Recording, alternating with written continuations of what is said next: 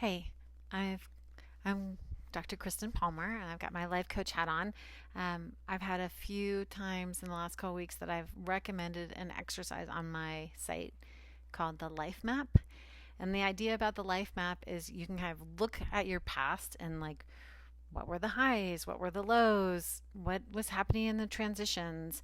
And you can also, if you want to be wild and crazy guys, you can do your future and kind of think about what are the things that you want to accomplish. And the other thing that's awesome about a life map is you can do it frequently throughout your life and kind of see differences. And there are things that I know that used to be super traumatic for me, which now aren't as bad. So that's where I mainly see the difference.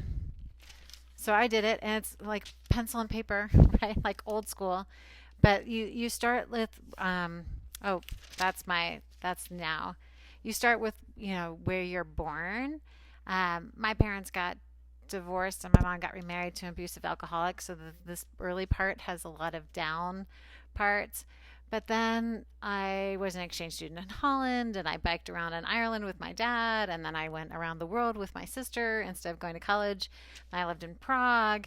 And so there's a bunch of high stuff here, and it's mostly travel related, and meeting new people. And there were some lows in that, and I still have, like, this is where you kind of sometimes realize the stuff you're still carrying. I still have Willie Osterman telling me, "You're never going to be a photographer." It's still a low point on my life map. It would be nice to get over that. Not quite ready to let that go, apparently. Um, but then you can kind of see what are the high points and like what's involved, and kind of looking back on, whoa, that was really, really, really bad.